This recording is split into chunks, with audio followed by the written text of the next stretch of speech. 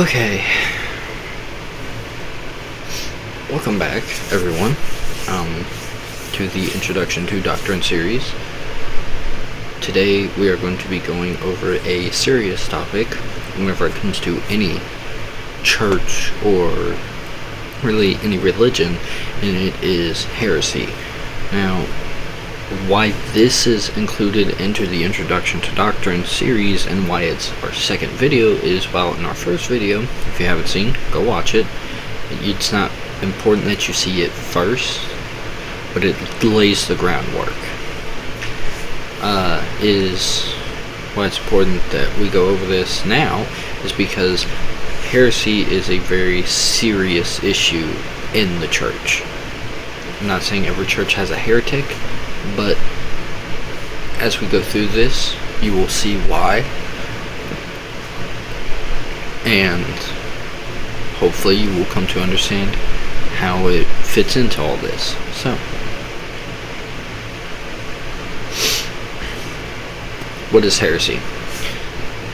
Webster Dictionary says that heresy is an adherence to a religious opinion contrary to church principles or teachings, and choosing instead their own ideas.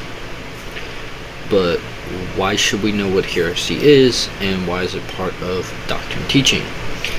Well, by understanding the nature of heresy, we can better understand the nature of the Apostles' doctrine and the nature of the doctrine of devils that we went over in the last video. Because the enemy will use heresy to fight against true doctrine. By understanding the Apostles' doctrine and the nature of it, we can see when someone is being heretical,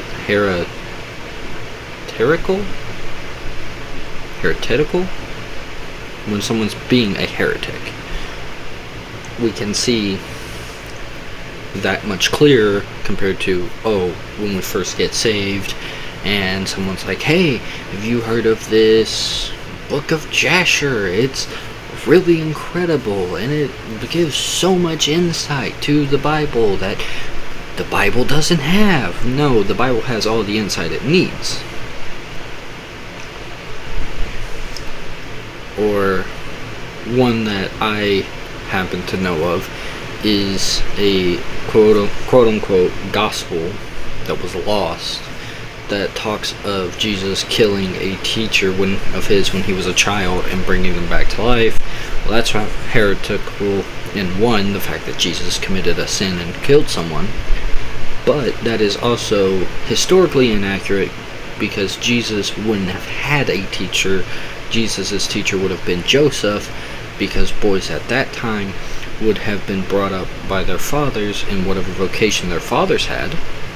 So Jesus was a carpenter because Joseph trained him to be a carpenter, but also for Jewish people at that time, at a certain age, boys would be sent off to the temple to attempt to become rabbis one day. And because of that, Jesus wouldn't have killed anyone, for one thing. But this was saying, kind of like in the Hercules myth, where when Hercules was younger, he got angry at his music teacher and struck him on the head with his lyre. This gospel was saying that Jesus got mad at a teacher and pushed him off the roof of his house, which never happened, which makes it a heresy. So, our focus verse today is coming out of the book of Titus, chapter 3. Our focus verse is verse 10, but verse 11 also gives more context, so I included it as well. So, a man that is an heretic after the first and second admonition reject. Verse 11, knowing that he that is such is subverted and sinneth, being condemned of himself. So verse 10 and 11 speaks of heretics and what we should do in response of them. While heresy originally meant to just choose one's own ideas, it has grown to refer to basically anything that is untrue. So even the New Testament church had false or heretical teachers who taught incorrect doctrine. They had people slipping in and teaching untrue things about Christ, about God, all that. Paul says that if someone does not respond within 2 warnings, that they are a heretic and need to be rejected from the church. So, there are some epistles in the Bible, like Galatians and 2 Thessalonians, that were written solely to combat heretics, for the people of those churches to have an understanding that there's a heretic among them, and they need to combat them and get them out. Not fist fight them, but spiritually fight them. Paul warned the Romans against identifying with those who prompted divisive heretical teachings. Romans chapter 16 verse 17 says, "Now I beseech you, brethren, mark them which cause division and offensive contrary to the doctrine which ye have learned, and avoid them." So, Paul does not want the unity he spoke of in Romans 16 verses 3 through 16 to be broken, marred, or impaired. Paul delivers the command to mark them who are the sources of division and stumbling blocks in the assembly, because they are causing division and offensives.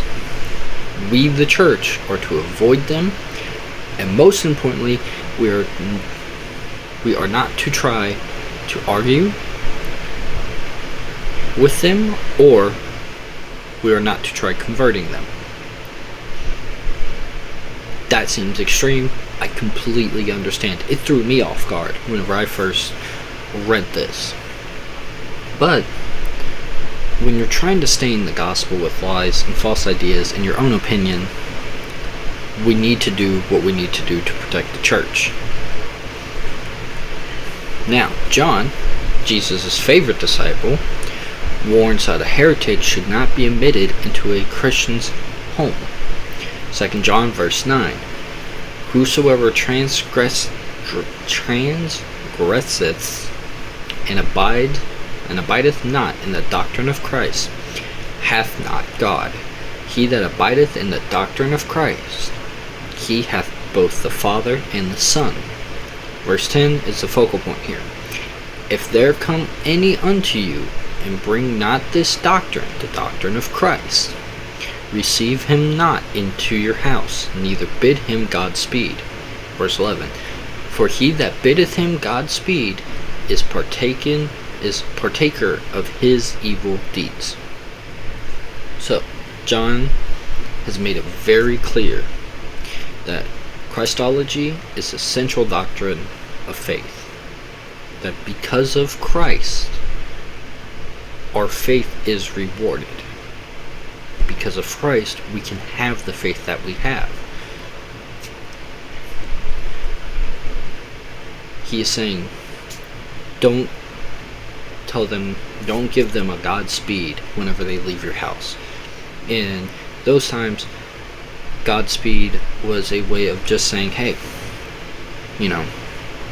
let God bless you with a speedy journey and a safe journey to your next destination, because roads were full of thieves and murderers and barbarians.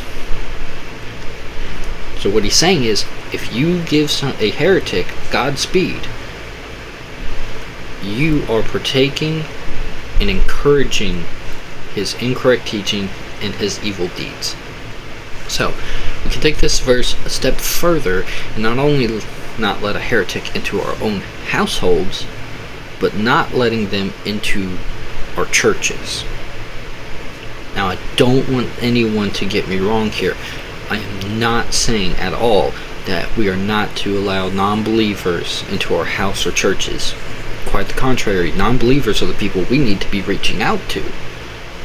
But if it is a non-believer who is actively preaching against the doctrine of Christ, who is actively preaching against the Gospels and spreading falsehoods and lies about Jesus and God and the Holy Spirit, they are not welcomed at all in our house or in our church. So, all that being said, what can we take away from this? That Christians should, as much as possible, disassociate themselves from every heretic so as to be unhindered in their Christian lives. So, if you run into a heretic, you are not to argue with them. You are not to try to convert them. You distance and you disassociate. I do not know this man. I do not know of these teachings he speaks. If someone walks up to you, hey, you're a Christian, right? Well, this guy over here was saying, Jesus killed a man when he was a kid and brought him back to life to try to cover up the whole situation. You say, I do not know that man. I do not know what he speaks of. Because he speaks of lies and deceits. If it is not in the Bible, it is not true, which is what we went over in the last video when we talked about the Apostles' doctrine. So, keep this in mind and study these verses. Learn them and embed them in your heart so that way you can be better prepared for if you run into a heretic. And with that, God bless. You all have a nice day.